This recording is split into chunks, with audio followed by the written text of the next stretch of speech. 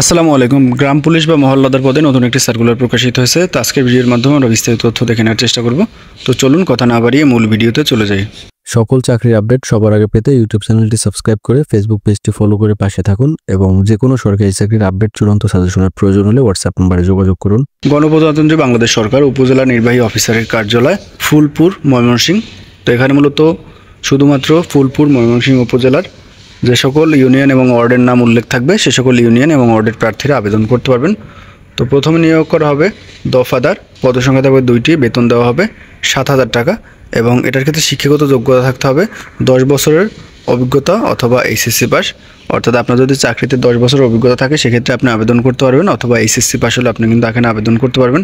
এরপর হচ্ছে মহল্লাদার নিয়োগ করা হবে। ইউনিয়নের নামগুলো এখানে দেওয়া আছে, যেমন 1 নম্বর ইউনিয়নের 8 নম্বর ওয়ার্ডে নিয়োগ করা হবে একজন, 3 নম্বর ইউনিয়নের 8 নম্বর ওয়ার্ডে নিয়োগ করা হবে একজন, 4 নম্বর ইউনিয়নের 2, 4 এবং 8 নম্বর ওয়ার্ডে নিয়োগ করা হবে টোটাল 3 জন।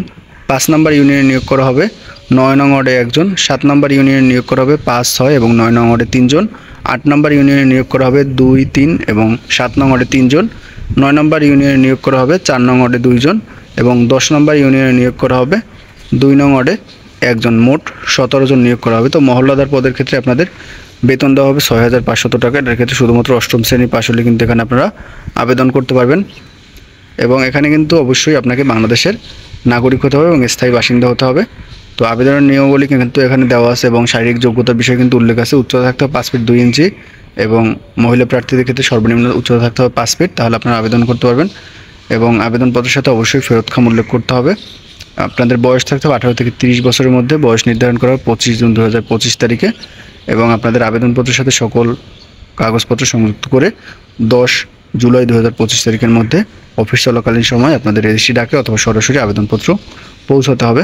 তো বিস্তারিত তথ্য কিন্তু এখানে দেওয়া আছে, আপনারা চাইলে এখান থেকে বিস্তারিত তথ্য দেখে নিতে পারেন। আবেদন সংক্রান্ত কোনো ধরনের প্রশ্ন থাকলে এখানে একটা মোবাইল নাম্বার দেওয়া আছে, এই নাম্বারে আপনারা চাইলে যোগাযোগ করতে পারেন।